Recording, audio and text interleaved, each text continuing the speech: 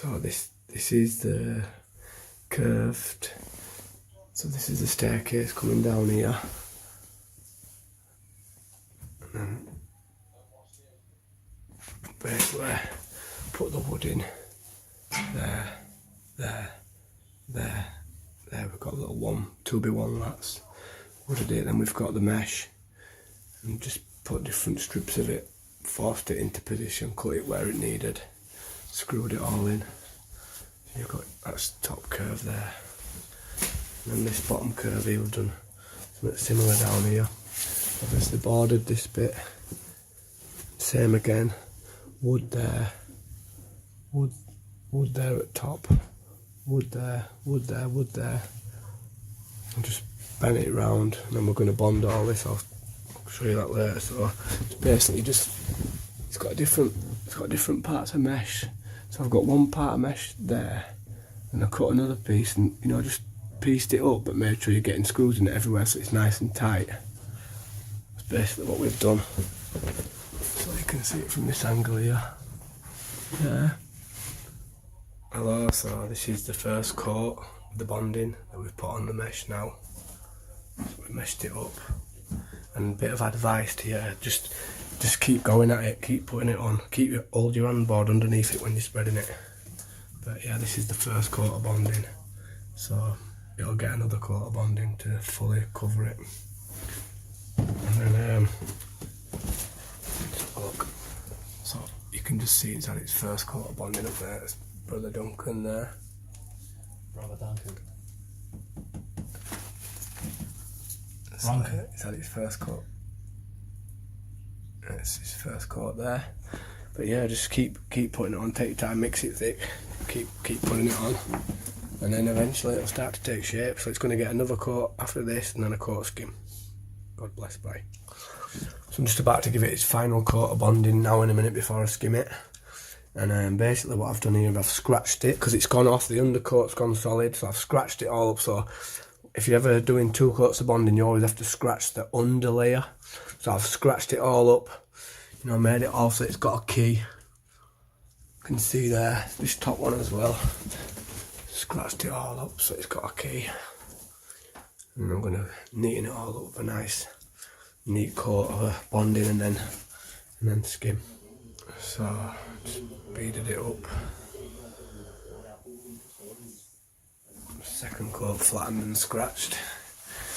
Always scratch it up even before you skim it. Beaded up them edges there. To be fair, this staircase had been bodged before I come here, so I'm having to make the best of it. But the customer's very happy. And scratched it up again, all curved up again. Beaded all nice and neat there. And then just I'm going to put a layer of skim on it now. So now we're just about to put the first coat of the top skim on. So just start spreading the first coat. I'm going to give it a little first coat now in a minute. When you're skimming as well, always try to remember to hold your handboard underneath. So if you do spill a bit, you can catch it. So yeah, I'm just going to start spreading this now. We'll get back to you when this is on. So yeah, we're just going to whack it on. Don't worry about it being too neat when you're putting it on. Just get it on best you can to start with, and then you work it up later. You can see there it's starting to build out nicely there. It all comes together, you see, with these. You just have to trust the process. So yeah, we'll get back to you. How does it feel doing these curves, Kevin? It's just a whole thing, it's just curves. Yeah, but it's a bit more different to flatten it. I mean, obviously, yeah, it's more difficult, yeah. I mean, you just have to just get it on, be patient with it, and it'll come together after. That's the key. So don't expect it to be perfect straight away, just get it whacked on, flatten it after. That's the key when you're doing the curves.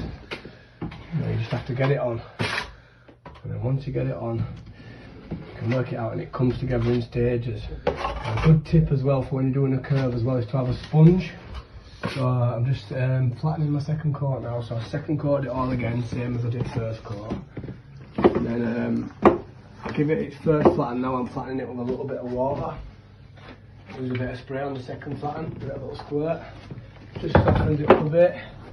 And so yeah, you just flatten it in with a nice bit of water. Just take your time, don't rush, don't go over it too much.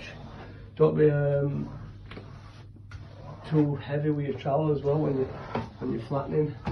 Like, if you don't need to be, just take your time. Let the trowel do the work. Let the trowel do the work. Right, so if you come up here, so it might not seem like it's going very good, but you just have to be patient with it, yeah? You put a bit of water on it, like this is my second flatten, so I flattened it first time, yeah?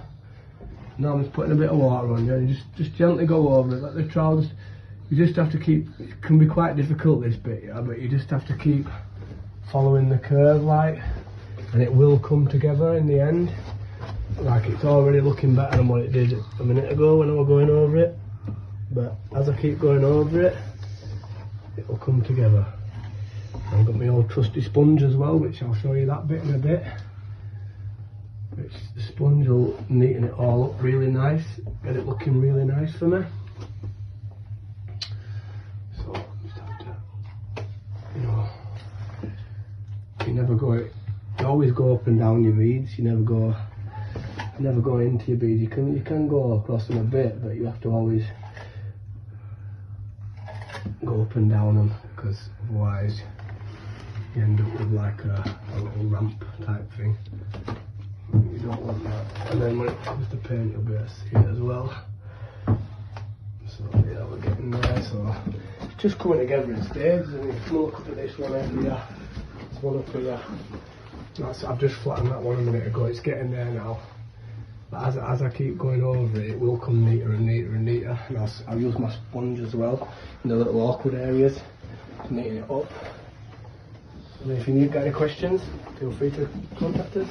Yeah, so I'm going to sponge up some little awkward bits now. So the bits in the corners where, you know, it's obviously curved at all angles, you can't get your trowel in without digging into it, yeah? So you get everywhere you can, best you can, then you get a little wet sponge, you get the excess water off. You just come up here and watch. And I'm just going to gently just sponge it in up there. And then I can see where it needs filling, like, just anywhere that needs filling a bit, but I can just, you know, I can just get my sponge in these little areas here. Give it a little sponge in. You know what I mean? Just, and it will, like, then you put spongy little areas in, but then you flatten over it again. And it just, basically what the sponging does, it just like levels it off here before you flatten it again. And then it'll come neater and neater every time. Obviously you don't want to go too crazy with your sponge, but wherever you, when you need it, you know, it does really bring it together. You know, you just get it in, and you can see there I've just rubbed it. Them awkward areas that don't seem to come out. I mean, if you're not, you might not be as skilled as me, you might not have 20 years plastering skills. So what you can actually do is you can do it to the best of your ability, and you can use a sponge and it will come up alright, it will be passable. You can do it the best you can with it. So, you know, a sponge is a great tool for, you know, just helping you along. And then, yeah, so that's just a little tip I wanted to share with you there. So, thank you.